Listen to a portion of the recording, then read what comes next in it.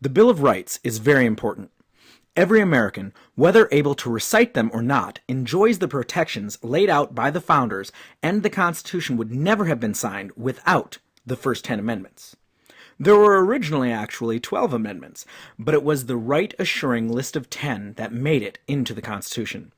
There is no need to memorize each one, but I suggest you familiarize yourself with each.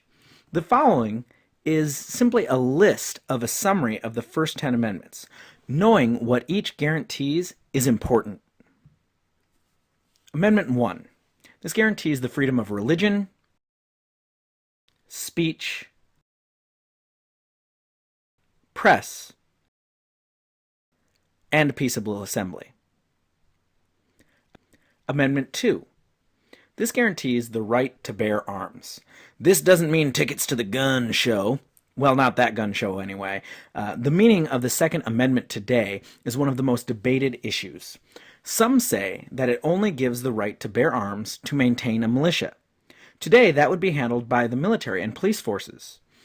Others say it means for hunting and defense. All Americans are given the right to own whatever guns they want. It is best if you read the exact text and make an informed decision for yourself. Amendment 2. A well-regulated militia, being necessary to the security of a free state, the right of the people to keep and bear arms shall not be infringed. Amendment 3. This guarantees no quartering of soldiers without the consent of the homeowner. The Third Amendment is hard for us to understand today because of the rights we all enjoy. No one has ever made an American in the 21st century put up a soldier for the night.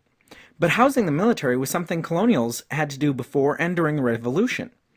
This amendment guarantees you will not have to feed and house soldiers against your will. Imagine if we didn't have the Third Amendment. A group of soldiers just showing up at midnight and demanding that they get your kids' beds for the night. Amendment 4. This amendment guarantees the freedom from unreasonable searches and seizure. The Fourth Amendment is pretty direct.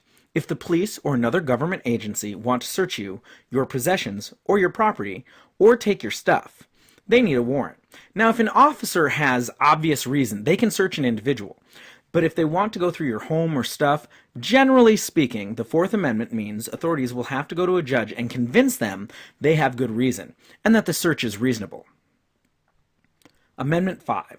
The right to due process of law. Freedom from self-incrimination and double jeopardy. This means you can't be tried twice for the same crime. The Fifth Amendment is sometimes misinterpreted by people. Double jeopardy is simple. Due process makes sense. But sometimes you'll hear someone say, "I plead the Fifth," when they don't want to answer a question. This only applies if the answer implicates you in a crime. If you saw your friend steal a candy bar, by law, you have to answer a question about that. Otherwise, you could get in trouble for obstructing justice or conspiracy or something. If you stole the candy bar with your friend, you can refuse to answer the questions because it could incriminate you. Amendment 6. The rights of those accused of a crime, such as the right to a speedy and public trial and the right to have an attorney.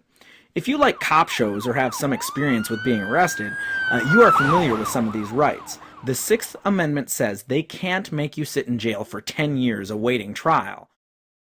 As you should know from those cop shows, you can and should always ask for an attorney. Under the Sixth Amendment, you aren't guaranteed a good lawyer, but at least they should know the law better than most.